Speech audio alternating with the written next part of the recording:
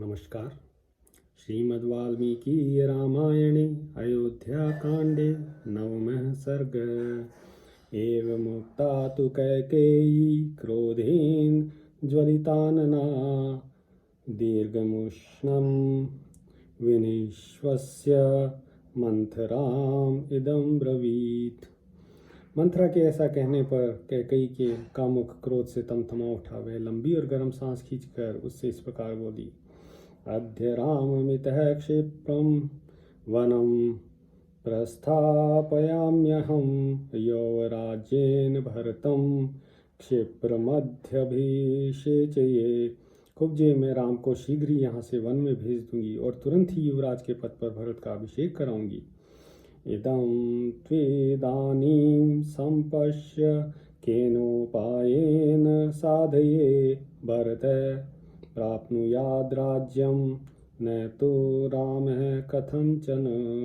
परंतु इस समय यह तो सोचो कि किस उपाय से अपना अभीष्ट साधन करूं, भरत को राज्य प्राप्त हो जाए और श्री राम उसे किसी तरह भी ना पा सके। यह काम कैसे बने। एवमुक्ता तु सा देव्या मंथरा पापदर्शिनी रामार्थमुपहिंसन्ति कैकेयीं इदं ब्रवीत। देवी कैकेयी के ऐसा कहने पर पाप का मार्ग दिखाने वाली मंथरा श्री राम के स्वार्थ पर कुठाराघात करती हुई वहां कैकेयी से इस प्रकार बोलती। हन्ते दानीं प्रपश्य त्वं कैकेयी श्वेतां वचः यथा ते भर्तो राज्यं पुरतः प्राप्स्यसि केवलम्। कैकेयी नंदिनी, तुम मेरी बात सुनो, जिससे केवल मैं तुम्हारे पुत्र भरत ही राज्य प्राप्त करेंगे। किं न स्मरसि कैकेयी स्मरति वा निगूहसे यदुच्यमानम् आत्मार्थं मत्स्त्वं श्रोतुम् इच्छामि। कैकेयी, क्या तुम्हें स्मरण नहीं है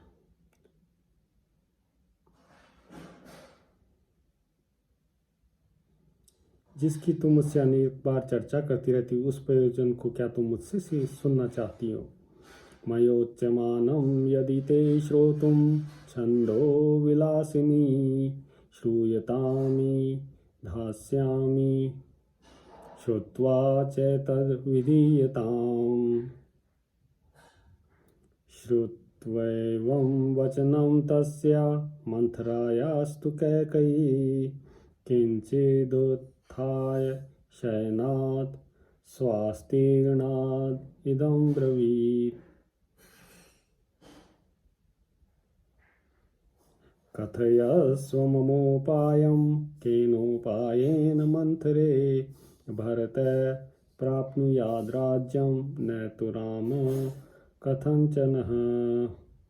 मंथरा का यह वचन सुनकर कैकेयी उठकर यह बोली। मंथरे, मुझसे वह उपाय बताओ, किस उपाय से भरत को राज्य मिल जाएगा। एवमुक्ता तदा देव्या मंथरा पापदर्शिनी रामार्थम उपहिंसन्ति कैकेयीं इदं ब्रवीत्। पुरा देवासुरे युद्धे सह राजर्षिभिः पतिः आगच्छत् त्वामुपादाय देवराजस्य साहाय्यकृत्। यह बात सुनकर पाप का मार्ग दिखाने वाली मंथरा बोली। देवी, पूर्व काल की बात है कि देवासुर संग्राम के अवसर पर राजर्षियों के साथ तुम्हारे पति देव तुम्हें साथ लेकर देवराज की सहायता करने के लिए गए थे। दिशमास्थाय कैकेयी दक्षिणां दंडकान् प्रति वैजयन्तम् इति ख्यातं पुरं यत्र तिमिध्वजः शैशंबर इति ख्यातः शतमायो महासुरः ददौ शक्रस्य संग्रामं देवसंघैर्निर्जितः। कैकेयी राजकुमारी, दक्षिण दिशा में दंडकारण्य के भीतर वैजयंत नाम से विख्यात एक नगर है, जहाँ शंबर नाम से प्रसिद्ध एक महान असुर रहता था। वह अपनी ध्वजा में तिमी यानी वेल मछली का चिन्ह धारण करता था और सैकड़ों मायाओं का जानकार था। देवताओं के समूह भी उसे पराजित नहीं कर पाते थे। एक बार उसने इंद्र के साथ युद्ध छेड़ दिया। तस्मिन् महति संग्रामे पुरुषान् क्षतविक्षतान् रात्रौ प्रसुप्तान् धृन्ते स्म तरसापास्य राक्षसः। उस महान संग्राम में क्षत विक्षत हुए पुरुष जब रात में थक कर सो जाते, उस समय राक्षस उन्हें उनके बिस्तर से खींच कर ले जाते और मार डालते। तत्राकरोन् महायुद्धं राजा दशरथस्तदा असुरैश्च महाबाहु शस्त्रैश्च शकलीकृतः। उन दिनों महाबाहु राजा दशरथ ने भी वहां असुरों के साथ बड़ा भारी युद्ध किया। उस युद्ध में असुरों ने अपने अस्त्र शस्त्रों द्वारा उनके शरीर को जर्जर कर दिया। अपवाय त्वया देवी संग्रामान्नष्ट चेतनः तत्रापि विक्षतः शस्त्रः पतिस्ते रक्षितस्त्वया। देवी, जब राजा की चेतना लुप्त हो गई, उस समय सारथी का काम करती हुई तुमने अपने पति को रणभूमि से दूर हटाकर उनकी रक्षा की। जब वहां भी राक्षसों के शस्त्रों से वे घायल हो गए, तब तुमने पुनः वहां से अन्यत्र ले जाकर उनकी रक्षा की। तुष्टेन तेन दत्तौ ते द्वौ वरो शुभ दर्शने स त्वयोक्तः पतिर्देवी यदेच्छेयं तदा वरं गृणीयां तु तदा भर्तस्तथेत्युक्तं महात्मना अनभिज्ञा याहं देवी त्वयैव कथितं पुरा। शुभ दर्शने, इससे संतुष्ट होकर महाराज ने तुम्हें 2 वरदान देने को कहा। देवी, उस समय तुमने अपने पति से कहा, जब मेरी इच्छा होगी तब मैं इन वरों को मांग लूंगी। उस समय उन महात्मा नरेश ने तथास्तु कहकर तुम्हारी बात मान ली। देवी, मैं इस कथा को नहीं जानती थी। पूर्व काल में तुम्ही ने मुझसे यह वृत्तांत कहा था। कथयिषा तव तु स्नेहा मनसा धार्यते मया रामाभिषेक संभारान्निग्रह्य विनिवर्तय। तब से तुम्हारे स्नेहवश मैं इस बात को मन ही मन सदा याद रखती आई हूँ। तुम इन वरों के प्रभाव से स्वामी को वश में करके श्री राम के अभिषेक के आयोजन को पलट दो। तो च याचस्व भर्तारं भरतस्याभिषेचनं प्रव्राजनं च रामस्य वर्षाणि च 14। तुम उन दोनों वरों को अपने स्वामी से मांगो। एक वर के द्वारा भरत का राज्याभिषेक और दूसरे वर के द्वारा श्री राम का 14 वर्ष तक का वनवास मांग लो। 14 वर्षाणि रामे प्रव्राजिते वनं प्रजाभावगत स्नेहः स्थिरः पुत्रो भविष्यति। जब श्री राम 14 वर्षों के लिए अपने वन में चले जाएंगे, तब उतने समय में तुम्हारे पुत्र भरत समस्त प्रजा के हृदय में अपने लिए स्नेह पैदा कर लेंगे और इस राज्य पर स्थिर हो जाएंगे। क्रोधागारं प्रविश्याद्य क्रुद्धेवाश्वपतेः सुते शेष्वानन्तर्हितायां त्वं भूमौ मलिनवासिनी। अश्वपति कुमारी, तुम इस समय मैले वस्त्र पहन लो और कोप भवन में प्रवेश करके कुपित सी हो बिना बिस्तर के ही भूमि पर लेट जाओ। मां स्मैनं प्रत्युदीक्षेथा मां चैनं अभिभाषतः रुदन्ति पार्थिवं दृष्ट्वा जगत्यां शोकलालसा। दायिता त्वं सदा भर्तुरत्र मे नास्ति संशया त्वत्कृते च महाराजो विषेदपि हुताशनम्। राजा आवे तो उनसे कोई बात मत करना। इसमें तनिक भी संदेह नहीं है कि तुम अपने पति को सदा ही बड़ी प्यारी रही हो। तुम्हारे लिए महाराज आग में भी प्रवेश कर सकते हैं। न त्वां क्रोधयितुं शक्तो न क्रुद्धां प्रत्युदीक्षितुं तव प्रियार्थं राजा तु प्राणानपि परित्यजेत। वे न तो तुम्हें कुपित कर सकते हैं और न कुपित अवस्था में तुम्हें देख सकते हैं। राजा दशरथ तुम्हारा प्रिय करने के लिए अपने प्राणों का भी त्याग कर सकते हैं। न याति क्रमितुं शक्तस्तव वाक्यं महीपतिः मंद स्वभावे बुद्ध्यस्व सौभाग्यबलम आत्मनः। महाराज तुम्हारी बात किसी तरह टाल नहीं सकते। मणिमुक्ता सुवर्णानि रत्नानि विविधानि च दध्यात् दशरथो राजा मास्म तेषु मनः कृतः। राजा दशरथ तुम्हें भुलावे में डालने के लिए मणि मोती सुवर्ण तथा भांति भांति के रत्न देने की चेष्टा करेंगे, परंतु उनकी ओर मन नहीं चलाना। यो तो देवासुरे युद्धे वरो दशरथो ददो तो स्मार महाभागे सोऽर्थो न त्वा क्रमेदति।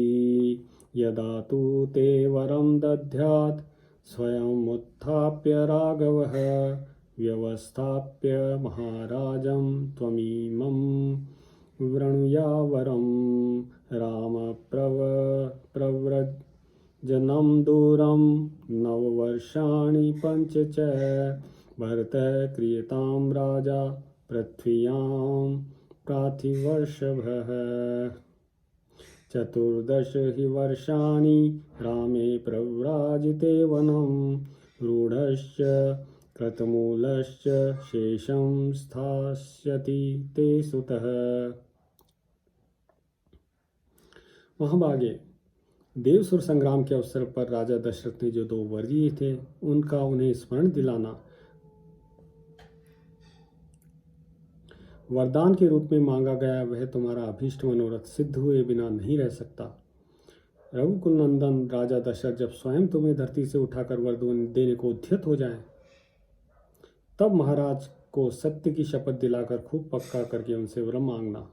वर मांगते समय कहना कि नृपश्रेष्ठ, आप श्री राम को 14 वर्षों के लिए बहुत दूर वन में भेज दीजिए और भरत को भूमंडल का राजा बनाइए। श्री राम के 14 वर्षों के लिए वन में जाने पर तुम्हारा पुत्र भरत का राज्य सुदृढ़ हो जाएगा और प्रजा आदि को वश में कर लेने से यहाँ उनकी जड़ जम जाएगी। फिर 14 वर्षों के बाद भी वे आजीवन स्थिर बने रहेंगे। राम प्रव्राजनं चैव देवी याचस्व तं वरम् एवं सेत्स्यन्ति पुत्रस्य सर्वार्थास्तव कामिनी। देवी, तुम राजा से श्री राम के वनवास का वर अवश्य मांगो। पुत्र के लिए राज्य की कामना करने वाली कैकेयी, ऐसा करने से तुम्हारे पुत्र के सभी मनोरथ सिद्ध हो जाएंगे। एवं प्रव्राजितश्चैव रामो भविष्यति भरतश्च कथामित्रस्तौ राजा भविष्यति।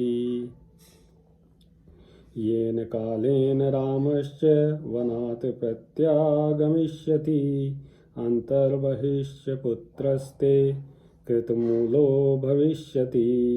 संगृहीत मनुष्यश्च सुहृद्भिः सकमात्मवान् प्राप्तकालं नु मन्ये अहं राजानं वीतसाध्वसा रामाभिषेक संकल्पा अन्निग्रह्य विनिवर्तय।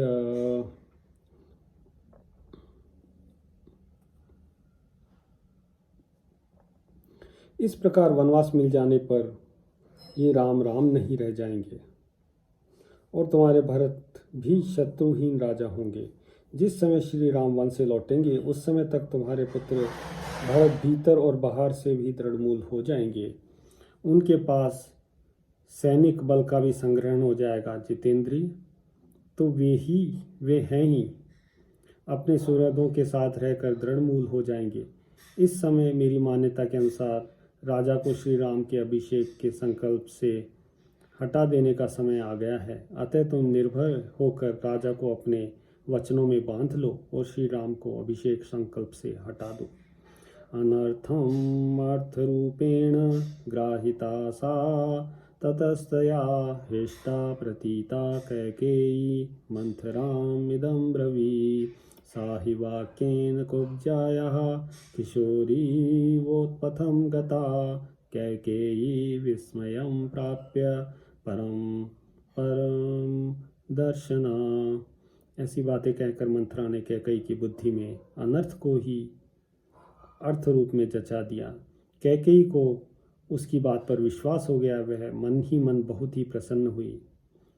यद्यपि वह बहुत समझदार थी तो भी कुब्जा के कहने से नादान बालिका की तरह कुमार्ग पर चली गई, अनुचित काम करने को तैयार हो गई।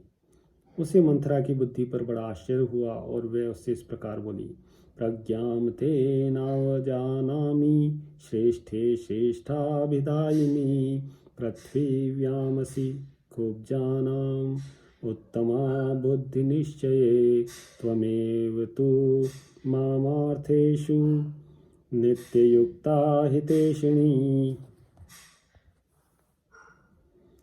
हित की बात बताने में कुशल कुब्जे, तू एक श्रेष्ठ स्त्री है, मैं तेरी बुद्धि की अवहेलना नहीं करूंगी।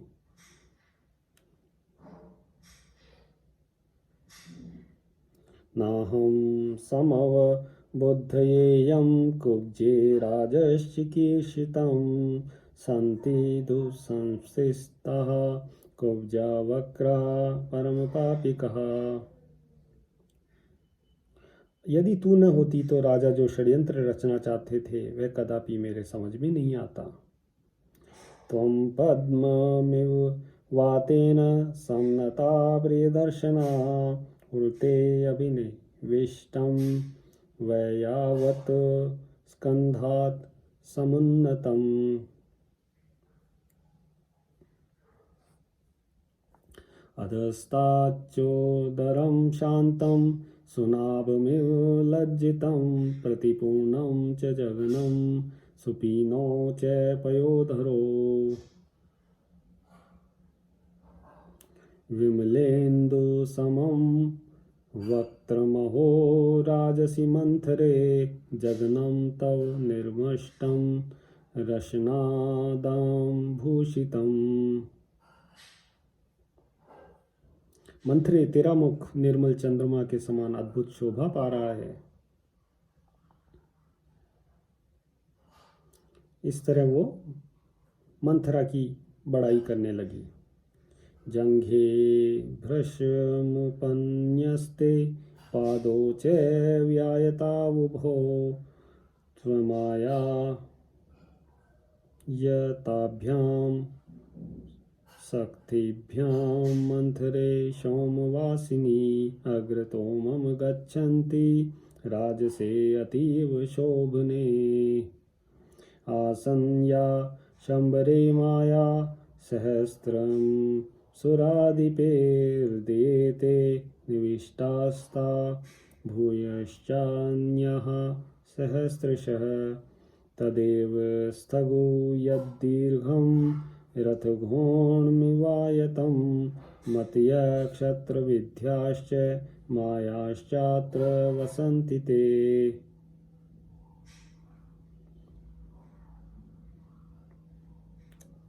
असुरराज शंबर को जिन सहस्त्रों मायाओं का ज्ञान है वे सब तेरे हृदय में स्थित है। इसके अलावा भी तू हजारों मायाएं जानती है। इन मायाओं का समुदाय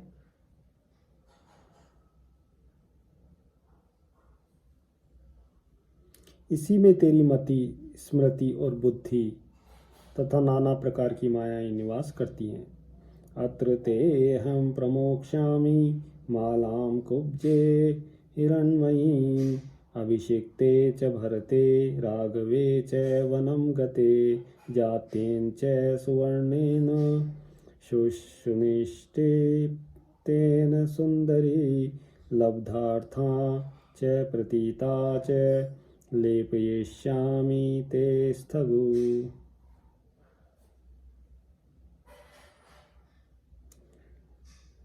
यदि भरत का राज्याभिषेक हुआ और श्री राम वन को चले गए तो मैं सफल मनोरथ एवं संतुष्ट होकर खूब तपाए हुए सोने की बनी हुई सुंदर स्वर्णमाला तुझे पहनाऊंगी। मुखे च तिलकं चित्रं जातरूपमयं शुभं करयिष्यामि ते कुब्जे शुभान्याभरणानि च परिधाय शुभे वस्त्रे देवतेव चरिष्यसि।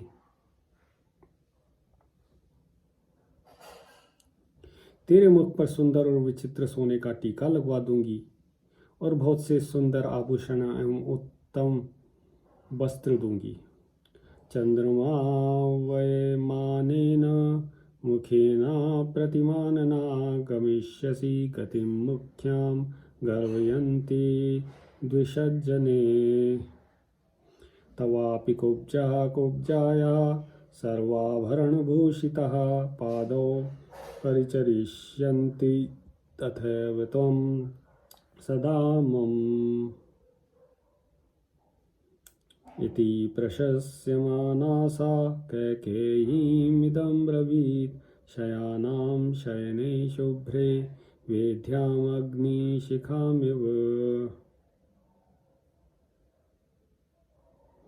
गतोदके सेतुबन्धो न कल्याणी विधीयते उत्तिष्ठ कुरु कल्याणं राजानम् अनुदर्शय।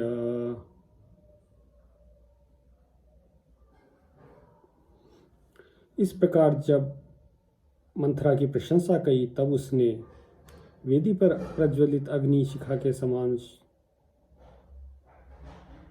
बैठी कैकेयी से इस प्रकार कहा, कल्याणी नदी का पानी निकल जाने पर उसके लिए बांध नहीं बांधा जाता। जल्दी उठो और अपना कल्याण करो। कोप भवन में जाकर राजा को अपनी अवस्था का परिचय दो। तथा प्रोत्साहिता देवी गत्वा मंथरया सह क्रोधागारं विशालाक्षी सौभाग्यं मद्गर्विता अनेकशतसाहस्रं मुक्ताहारं वरांगना अवमुच्य वरार्हाणि शुभान्याभरणानि च। मंथरा के इस प्रकार प्रोत्साहन देने पर कैकेयी उसके साथ ही को भवन जाकर लाखों की लागत के मोतियों के हार तथा दूसरे सुंदर बहुमूल्य आभूषणों को उतार कर फेंकने लगी। तदा हेमोपमा तत्र कुब्जावाक्य वशंगता संवेश्य भूमौ कैकेयी मंथरामिदं ब्रवीत्।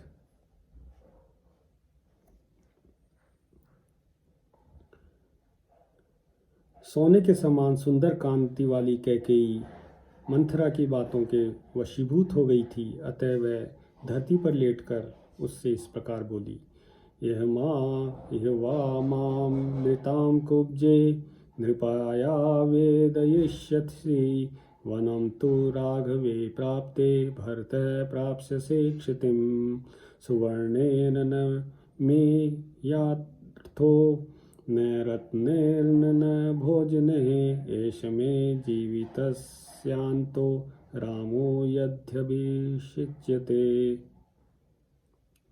कुब्जे, मुझे न तो स्वर्ण से न रत्नों से न भली भांति के भोजनों से ही कोई प्रयोजन है। यदि श्री राम का राज्याभिषेक हुआ तो यह मेरे जीवन का अंत होगा। अब या तो श्री राम वन में चले जाने पर भरत को इस राज्य का भूतल का राज्य प्राप्त होगा, अथवा तू यहाँ महाराज को मेरी मृत्यु का समाचार सुनाई।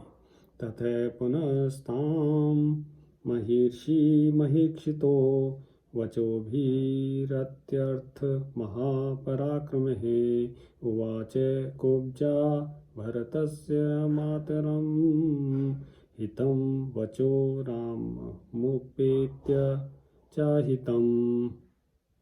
तदनंतर कुब्जा महाराज दशरथ की रानी और भरत की माता कैकेयी से अत्यंत क्रूर वचनों द्वारा पुनः ऐसी बात कहने लगी जो लौकिक दृष्टि से भरत के लिए हितकर और श्री राम के लिए अहितकर थी। प्रपत्स्यते राजमिदं हि राघवो यदि ध्रुवं त्वं ससुता च तप्स्यसे ततो हि कल्याणी ततस्व तथा यथा सुतस्ते भरतो अभिषेक्षते।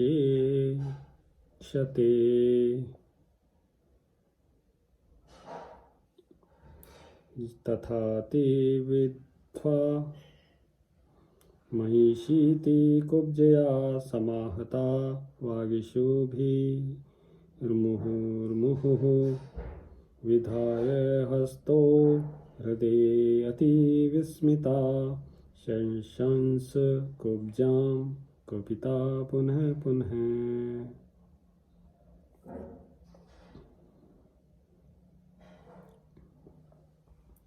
कल्याणी, तुम ऐसा ही प्रयास करो जिससे तुम्हारे पुत्र भरत का राज्याभिषेक हो जाए। इस प्रकार कुब्जा ने अपने वचन रूपी बाणों का बारंबार प्रहार करके जब रानी कैकेयी को अत्यंत घायल कर दिया, तब वह अत्यंत विस्मिता और कुपित हो अपने हृदय पर दोनों हाथ रखकर कुब्जा से बारंबार इस प्रकार कहने लगी।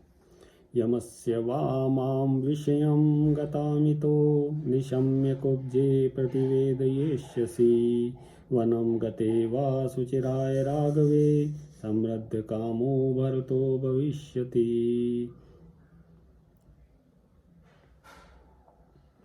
अहं हि नैवास्त्राणि न स्रजो न चन्दनं नाञ्जन पानभोजनं न किञ्चिदिच्छामि न चेह जीवनं न चेदितो गच्छति राघवो वनम्। यदि राम यहाँ से वन को नहीं गए तब मैं न तो भांति भांति के बिछौने, न फूलों के हार, न चंदन, न अंजन, न पान, न भोजन और न ही कोई दूसरी वस्तु लेना चाहूँगी। इस दशा में तो मैं यहाँ इस जीवन को भी नहीं रखना चाहूँगी। अथेव मुक्त्वा वचनं सुदारुणं निधाय सर्वाभरणानि भामिनी असंस्कृता मास्तरणे मेदिनीं तदादेशिष्ये पतितेव किं नरी। ऐसे अत्यंत कठोर वचन कहकर कैकेयी ने सारे आभूषण उतार दिए और वह जमीन पर लेट गई। उदीर्ण संभ्रमभत मोव्रतानना तदावमुक्तोत्तम माल्यभूषणा नरेन्द्र पत्नी विमना बभूवसा तमोव्रता द्योरिव मग्न तारका। उसका मुख बढ़े हुए अमर्ष्य रूपी अंधकार से आच्छादित हो रहा था। उसके अंगों से उत्तम पुष्पहार और आभूषण उतर चुके थे। उस दशा में उदास मन वाली राजरानी कैकेयी, जिसके तारे डूब गए हों, उस अंधकाराच्छन्न आकाश के समान प्रतीत होती थी। इत्यार्षे श्रीमद् रामायणे वाल्मीकीये आदिकाव्ये अयोध्याकाण्डे नवमे सर्गः। सियावर रामचंद्र पद जय शरणम्।